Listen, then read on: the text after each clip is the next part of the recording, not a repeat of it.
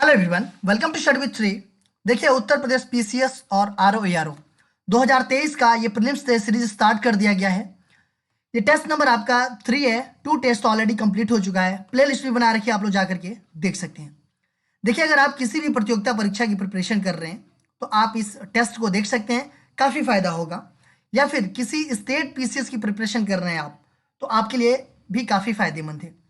चाहे वो बीपीएससी हो, एमपीपीएससी हो, आरएस हो, यूकेपीएससी हो, छत्तीसगढ़ पीसीएस हो या झारखंड पीसीएस हो, तो जो भी लोग स्टेट पीसीएस की प्रिपरेशन कर रहे हैं, चाहे वो किसी भी स्टेट के हों, तो आप इस टेस्ट सीरीज को फॉलो कीजिए, टेस्ट सीरीज को देखिए और लाइक कीजिए और अपने दोस्तों में शेयर भी कीजिए और एक अच्छा सा कमेंट भी कर दीजिए। ठीक है, तो स्टार्ट करते हैं। फर्स्ट क्वेश्चन है, पंचायती राज व्यवस्था को विभिन्न राज्यों में कब लागू किया गया? सूची फर्स्ट और सूची सेकंड दिया गया है। सूची फर्स्ट में ईयर का नाम दिया गया है और सूची सेकंड में स्टेट का नाम दिया गया है। किस ईयर में, किस स्टेट में पंचायती राज व्यवस्था को लागू किया गया? देखिए, अगर हम बात करें पंचायती राज व्यवस्था की, तो सबसे पहले जो है कि ये पंचायती राज व्यवस्था कहाँ पे लागू किया गया? बहुत बार क्वेश्चन आता है। तो ये किया गया था आपका 2 अक्टूबर 1959 को राजस्थान के नागौर डिस्ट्रिक्ट में। ठीक है, राजस्थान के नागौर डिस्ट्रिक्ट में 2 अक्टूबर 1959 में जो है कि पंचायती राज व्यवस्था को लागू किया गया था सबसे पहले। तो देखिए, यहाँ पे दिया गया है राजस्थान। ठीक है, 1959 में कहाँ पे लागू किया गया? तो ये किया गया आपका राजस्थान में। देखिए, 1959 में ही राजस्थान के बाद तुरंत आंध्र प्रदेश में लागू कर दिया गया। ठीक है, पंचायती राज व्यवस्था। दूसरा राज्य था वो आंध्र प्रदेश। ठीक है, अगर हम बात करें 1960 में, तो 1960 में जो है कि असम में लागू किया गया।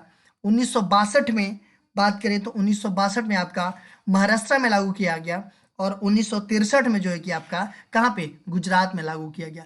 उसके बाद से धीरे धीरे जो है कि पूरे इंडिया में पंचायती राज व्यवस्था को लागू कर दिया गया। ठीक है, तो ये हो जाएगा आपका A4 B3 4321 4321 कौन सा हो जाएगा आपका? तो ये डी ऑप्शन सही हो जाएगा। गरजती चालीसा के नाम से भी जानी जाती है। व्यापारिक पौने, मानसूनी पौने, ध्रुवीय पौने, पछुआ पौने। देखिए, काफी इंपॉर्टेंट है क्वेश्चन से कि गरजती चालीसा के नाम से जाना जाता है। कौन सी पौने जानी जाती है? तो वो जानी जाती है आपकी पछुआ पौने। इसको गरजती चालीसा के नाम से भी जानते हैं। देखिए, दक्षिणी गोलार्ध जो है आपका पूरा जो है कि स्थल खंड है। ठीक है, सॉरी, स्थल खंड नहीं है वो, दक्षिणी गोलार्ध। ठीक है, स्थल खंड की कमी है और स्थल खंड की कमी के कारण क्या होता है कि यहाँ पे काफी तेज गति से चलती है पौने। ठीक है, कुछ है नहीं उधर कि पौने जो है कि उससे टकराए और उसकी जो है कि स्पीड जो है कि कम हो जाए, तो कुछ भी नहीं है। तो इसलिए जो है कि पौने जो है कि यहाँ पे काफी तेज गति से चलती है। ठीक है, और इसी प्रचंडता के कारण जो है कि दक्षिणी गोलार्ध में देखिए 40 डिग्री पे इसे क्या बोलते हैं? 40 डिग्री पे, इस 40 डिग्री अक्षांश के निकट जो है कि इसे गरजती चालीसा बोलते हैं। ठीक है, 50 डिग्री अक्षांश के निकट क्या बोलते हैं? तो यहाँ पे भयंकर पचासा बोलते हैं और 60 डिग्री अक्षांश के निकट जो है कि चिकती साठा बोलते हैं। मतलब इन इन नामों से जाना जाता है पछुआ पौने को। ठीक है, किन किन नामों से? गरजती चालीसा, भयंकर पचासा और साठा के नाम से जाना जाता है पछुआ पौने को। ठीक है, तो ये डी ऑप्शन आपका सही है। सूची फर्स्ट को सूची सेकंड से सुमेलित कीजिए तथा सूचियों के नीचे दिए गए कूट का उपयोग करके सही उत्तर कर चयन कीजिए। देखिए, सूची फर्स्ट में कुछ एसिड का नाम दिया गया है और सूची सेकंड में उसका स्रोत दिया गया है कि वो कहाँ, मतलब किसमें मिलता है। तो अगर हम बात करते हैं एसिटिक एसिड की, ठीक है, अगर हम बात करते हैं एसिटिक एसिड की, तो ये पाया जाता है किसमें? सिरका में पाया जाता है। देखिए, सिरका जो है कि कुछ लोग जानते होंगे कि घरों में बनाया भी जाता है गन्ने का रस से या फिर मतलब जामुन के रस से, कई सारी चीज़ों से सिरका बनाया जाता है और उस सिरका में क्या पाया जाता है? तो एसिटिक एसिड पाया जाता है। क्वेश्चन आता है वन लाइनर क्वेश्चन जो वनडे एग्जाम है कि एसिटिक एसिड किस में पाया जाता है या फिर सिरका में कौन सा एसिड पाया जाता है? तो उसमें एसिटिक एसिड पाया जाता है सिरका में। अगर सिट्रिक एसिड की हम बात करें तो सिट्रिक एसिड किस में पाया जाता है? तो सिट्रिक एसिड आपका संतरा में पाया जाता है या नींबू में पाया जाता है। ठीक है, ये भी क्वेश्चन आता है। लैक्टिक एसिड की हम बात करें तो ये जो है कि फटा हुआ दूध में पाया जाता है और फॉर्मिक एसिड की हम बात करें तो ये जो चींटी का डंक होता है, अगर चींटी काटती है, ठीक है, तो वो बनाता है, या फिर मतलब जो दर्द होता है, ठीक है, इनमें जो है कि फॉर्मिक एसिड ही पाया जाता है। ठीक है, तो ये सब ऐसे देखा जाए तो इसमें 5-7 क्वेश्चंस बन जाएंगे। हालांकि ये यूपीपीसीएस का है तो स्टैंडर्ड अच्छा है, तो इसलिए एक क्वेश्चन है। तो आप इन सभी को देख लीजिए कि एसिटिक एसिड कहाँ पाया जाता है, सिरका में। सिट्रिक एसिड संतरा या नींबू में पाया जाता है। लैक्टिक एसिड फटा हुआ दूध में पाया जाता है। और फॉर्मिक एसिड कहाँ पाया जाता है, तो चींटी का डंक में पाया जाता है। तो ये हो जाएगा आपका A3B4C2D1। ठीक है, मतलब कि 3-4-2-1, 3-4-2-1 कौन सा है, तो ये हो जाएगा आपका बी ऑप्शन। ज्वालामुखी क्रियाओं से संबद्ध ज्वालावृत्त किस पेटी में पाया जाता है, हिंद महासागरीय, मध्य महाद्वीपीय, परिप्रशांत, परि अटलांटिक। ज्वालामुखी क्रियाओं से संबद्ध ज्वालावृत्त ये किस पेटी में पाया जाता है, ज्वालावृत्त की बात की जा रही है, ये किस पेटी में पाया जाता है, तो ये पाया जाता है परिप्रशांत में। ठीक है, थर्ड ऑप्शन आपका सही है। सूची फर्स्ट को सूची सेकंड से सुमेलित कीजिए तथा सूचियों के नीचे दिए गए कूट का उपयोग करके सही उत्तर का चयन कीजिए। देखिए, शरीर क्रियात्मक प्रक्रम दिया गया है और कुछ कोशिकांग का नाम दिया गया है। ठीक है, अगर हम बात करें प्रकाश संश्लेषण की, तो प्रकाश संश्लेषण क्रिया जो है कि ये हरित लवक कोशिकांग में होती है। प्रकाश संश्लेषण क्रिया जो है कि कहाँ होती है, तो ये जो है कि होती है आपका हरित लवक कोशिकांग में होती है। ठीक है, प्रकाश संश्लेषण। खनिज उद्ग्रहण, अगर हम खनिज उद्ग्रहण की बात करें तो ये जो है कि जीव द्रव्य कला में होती है। श्वसन की हम बात करें तो श्वसन जो है कि आपका सूत्र कणिका में होती है। और प्रोटीन संश्लेषण की बात करें हम तो ये जो है कि आपका राइबोसोम में होता है। ठीक है, तो ये हो जाएगा आपका A2B1C3D4। ये हो जाएगा आपका 2134। 2134 कौन सा है, तो ये आपका सी ऑप्शन सही हो जाएगा। वायुमंडल में कौन सी गैस पराबैंगनी किरणों को अवशोषित करती है, हीलियम, नत्रजन, ओजोन, मीथेन। वायुमंडल की कौन सी गैस जो है कि पराबैंगनी किरणें को अवशोषित करती है। देखिए, वायुमंडल में 5 परतें पाई जाती है। ठीक है, वायुमंडल में 5 परत पाई जाती है। जो वायुमंडल में समताप मंडल है, ठीक है, समताप मंडल है, उसमें आपका ओजोन परत पाई जाती है। ठीक है, समताप मंडल में ओजोन परत पाई जाती है। और जो अल्ट्रावायलेट किरणें होती है, पराबैंगनी किरणें होती है, वो जो है कि किसको अवशोषित करती है, तो वो जो है कि ओजोन को अवशोषित करती है। ठीक है, देखिए, जो सूर्य की पराबैंगनी किरणें आती है उसे जो है कि अवशोषित कर लेती है कौन, ओजोन अवशोषित कर लेता है। ठीक है, अगर ये अवशोषित नहीं करता तो पराबैंगनी किरणें हैं ये, उससे जो है कि काफी नुकसान होता। क्या क्या नुकसान होता अगर पृथ्वी पे आती तो, पृथ्वी पे आती तो देखो, इंसान के जो त्वचा है ना, त्वचा में कैंसर होता, सनबर्न बहुत ज्यादा होता अगर ये पराबैंगनी किरणें पृथ्वी पे आती तो। देखिए, रोग प्रतिरोधक क्षमता कम हो जाती, लोगों को रोग से लड़ने की प्रतिरोधक क्षमता जो है वो कम हो जाती। आंखों के लिए काफी ये हानिकारक होती।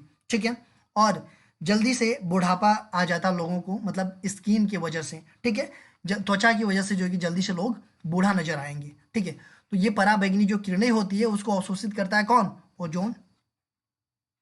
अच्छा, ओजोन डे कब मनाया जाता है, ये कमेंट बॉक्स में आप लोग मुझे बताइए।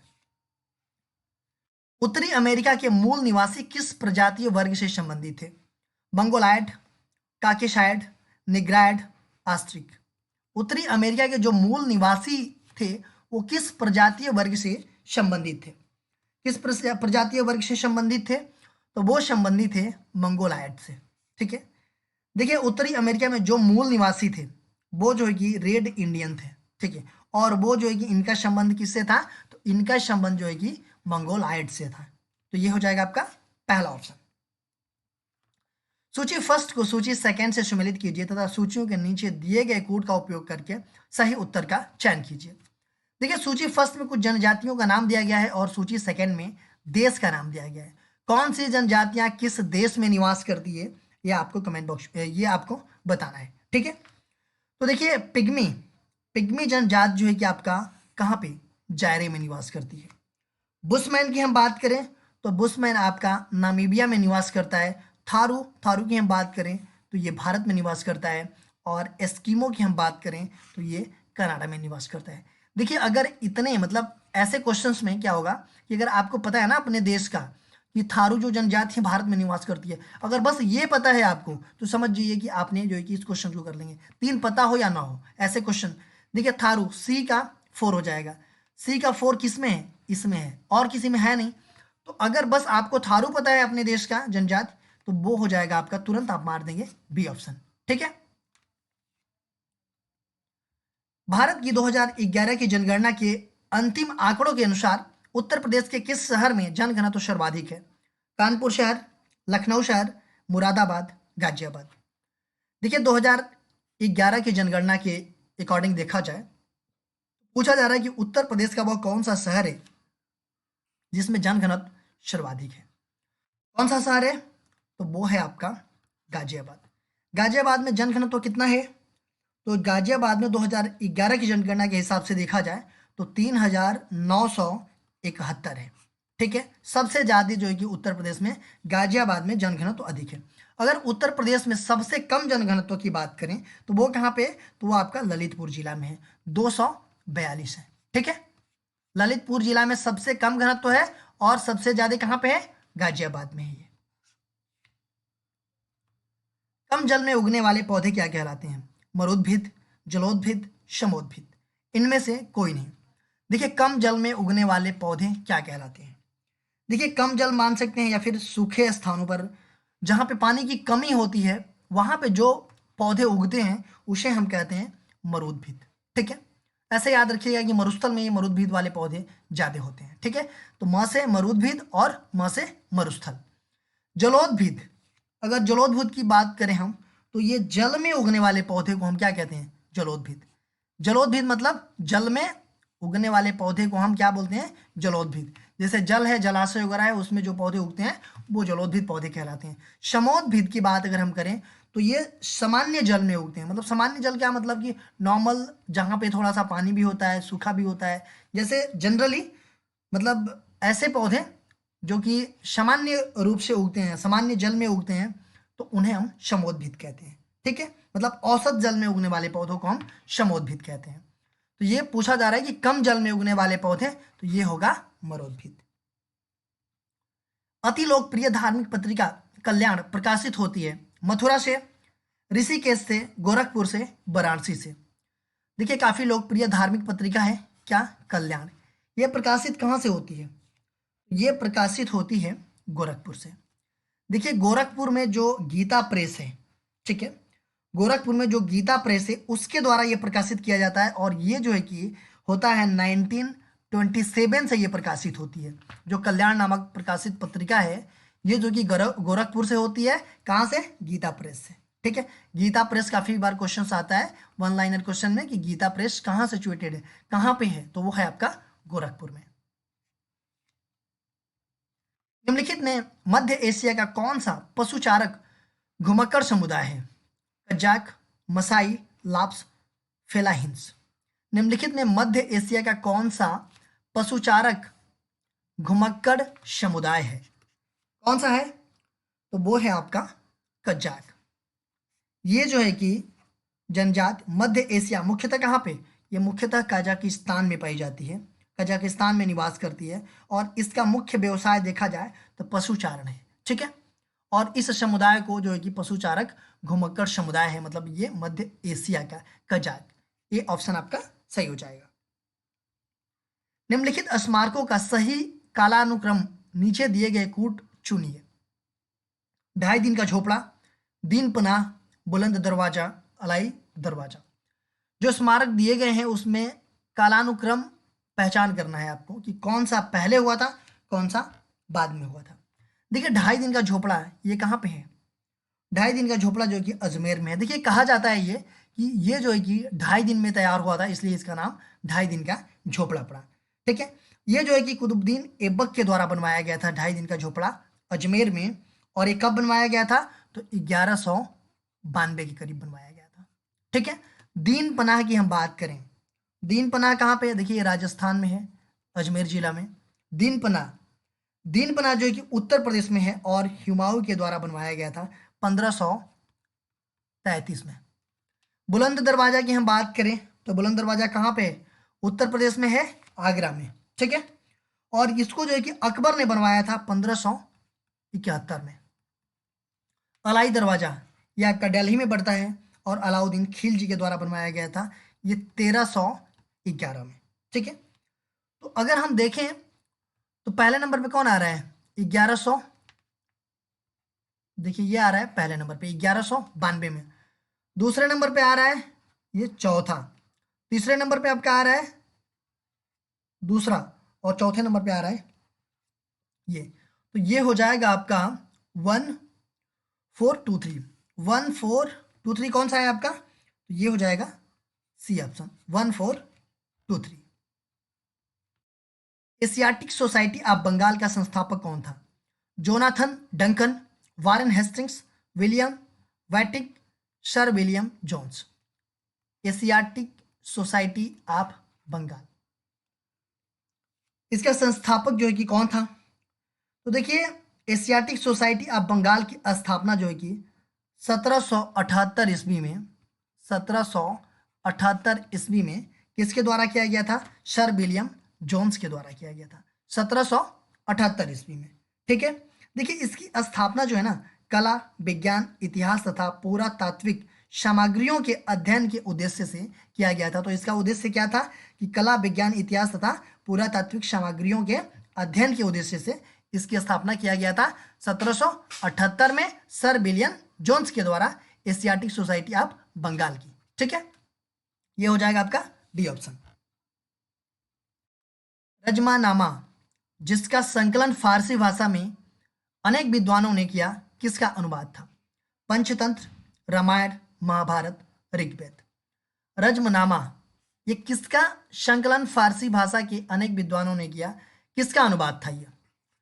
देखिए अगर हम बात करें, अकबर ने जो है कि क्या किया कि फारसी को राजभाषा बनाया।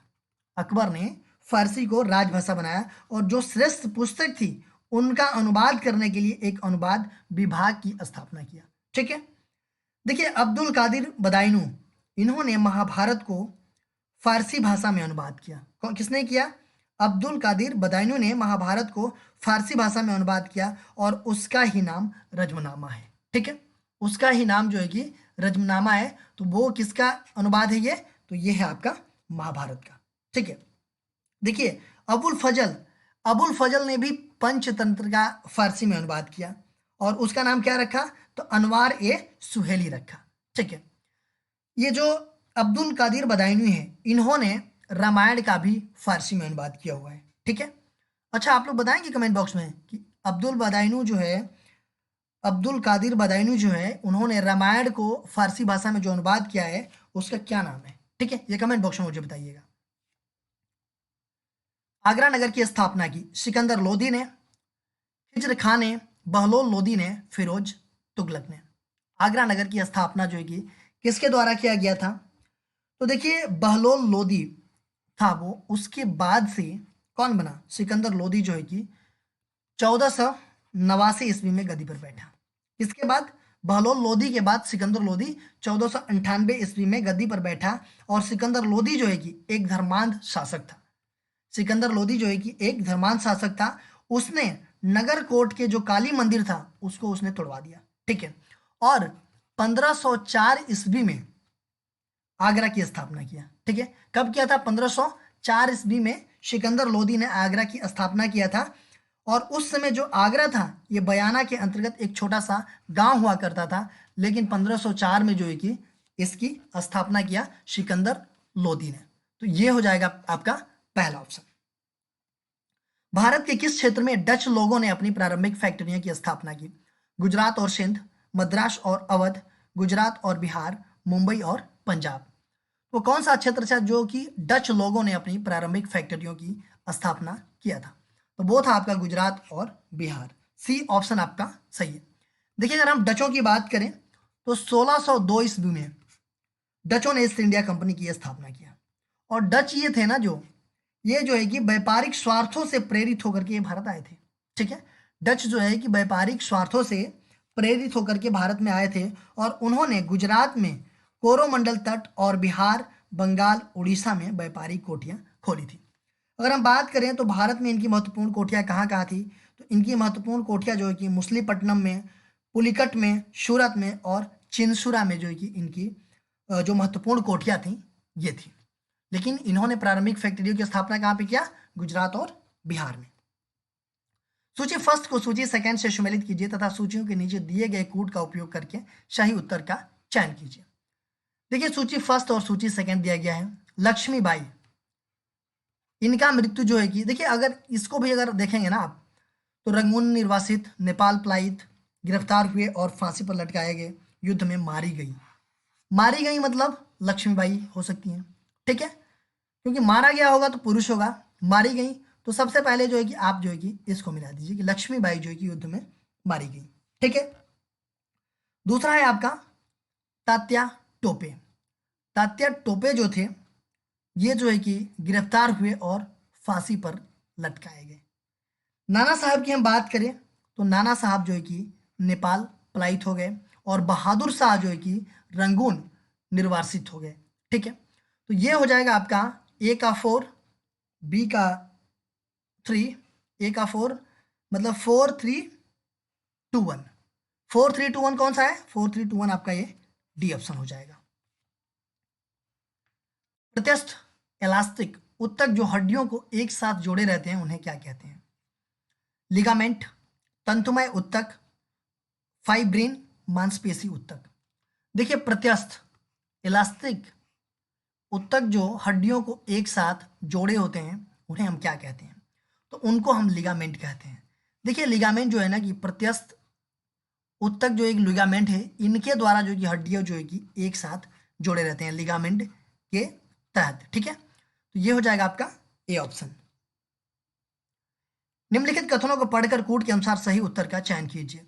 रॉबर्ट पियरे या उनकी पत्नी मैडम क्यूरी ने नए रेडियो एक्टिव तत्व रेडियम की खोज की है। रेडियो सक्रियता के दौरान निकलने वाली किरणें की पहचान की खोज सर्वप्रथम 1902 ईस्वी में चैडविक नामक वैज्ञानिक ने किया था। इसमें जो है कि सही उत्तर बताना है आपको। देखिए रॉबर्ट पियरे और उनकी जो पत्नी थी मैडम क्यूरी, उन्होंने नए रेडियो एक्टिव तत्व रेडियम जो है उसकी खोज किया था, बिल्कुल सही है। रेडियो सक्रियता के दौरान निकलने वाली किरणें की पहचान की खोज सर्वप्रथम 1902 ईस्वी में किसने किया, चैडविक नामक वैज्ञानिक ने की थी, दिया है यहाँ पे। लेकिन रेडियो सक्रियता के दौरान जो है कि निकलने वाली किरणें की पहचान की खोज तो 1902 में हुआ, लेकिन चैडविक नामक वैज्ञानिक ने नहीं किया। किसने किया, तो ये किया आपका रदरफोर्ड नामक वैज्ञानिक ने किया। तो ये आपका दूसरा गलत है, पहला ही सही है। तो इसमें हो जाएगा आपका ए, केवल एक सही है। देखिए क्वेश्चन पूछा गया था आप लोगों से पिछले वीडियो में, इसका आंसर आप लोगों को देना था। कुछ लोगों ने कमेंट्स बॉक्स में आंसर दिया है, बट मैक्सिमम लोग वीडियो को देखते हैं बट कमेंट्स में इसका रिप्लाई नहीं देते हैं, ठीक है। निम्नलिखित में से किस मुसलमान शासक ने तीर्थ यात्रा कर समाप्त कर दिया था। कौन सा वो शासक था जिसने तीर्थ यात्रा कर समाप्त कर दिया था, तो देखिए वो था अकबर, ठीक है। इन्होंने जो है कि तीर्थ यात्रा कर समाप्त कर दिया था। देखिए ये जो है ना अपने शासन काल के दौरान दास प्रथा खत्म किया। दास प्रथा कब खत्म किया, 1562 ईस्वी में, ठीक है। तीर्थ यात्रा कर कब खत्म किया, 1563 ईस्वी में। और जजिया कर काफी फेमस है, ये खत्म किया आप 1564 ईस्वी में, ठीक है। तो 1562 ईस्वी में इसने दास प्रथा खत्म किया, 1563 ईस्वी में इसने तीर्थ यात्रा खत्म किया और 1564 ईस्वी में इसने जजिया कर को समाप्त किया। तो ये था अकबर। आज का क्वेश्चन देख लेते हैं कि रुधिर में श्वेत रक्त कणिकाओं की अत्यधिक मात्रा में उपस्थित को रोग विज्ञान की भाषा में कहते हैं, एनोक्सिया, ल्यूकेमिया, एनीमिया, सेप्टिमिसिया। रुधिर में श्वेत रक्त कणिका जो आपका WBC होता है, इसकी अत्यधिक मात्रा में उपस्थिति को रोग विज्ञान की भाषा में हम क्या कहते हैं, इसका कमेंट बॉक्स में आप लोग आंसर बताइएगा। इसका आंसर मैं नेक्स्ट वीडियो में आप लोगों को बताऊंगा। देखिए आप हमारे चैनल को सब्सक्राइब कर लीजिए, सब्सक्राइब करने के बाद बेल आइकन को प्रेस कर लीजिए कि जब भी वीडियो आए तो आपको नोटिफिकेशन मिल जाए। ये मेरा दूसरा चैनल है श्री GS पॉइंट, इसको भी आप सब्सक्राइब करके बेल आइकन को प्रेस कर लीजिए। फेसबुक में मेरा पेज है स्टडी विद श्री के नाम से, और इंस्टाग्राम पे हमारी ID है स्टडी विद श्री 25, और x3 GS पॉइंट के नाम से इंस्टाग्राम पे आईडी है। ये टेलीग्राम का आईडी है स्टडी विद श्री। इन सब सारे का लिंक आपको डिस्क्रिप्शन में मिलेगा। डिस्क्रिप्शन में आप क्लिक करते ही आप यहाँ पे पहुँच जाएंगे। तो आप इन सब सारे जगहों पे भी ऐड हो जाइए। इन सब सारे जगहों पे भी स्टडी से रिलेटेड चीज़ें पोस्ट की जाती है, जिससे आप लोगों को फ़ायदा पहुँच सकता है। देखिए टेलीग्राम पे तो कंटिन्यू पोस्ट किया जाता है कुछ ना कुछ चीज़ें, तो आप लोग इन सब सारे जगहों पे ज्वाइन हो जाइए। देखिए वीडियो अच्छा लगता है तो आप लोग लाइक किया कीजिए, अपने दोस्तों में शेयर किया कीजिए, एक अच्छा सा कमेंट्स कर दिया कीजिए। अगर वीडियो अच्छी नहीं लगता तो आप लोग डिसलाइक कर दिया कीजिए और कमेंट बॉक्स में मुझे बताइए कि डिसलाइक क्यों किया वीडियो देखने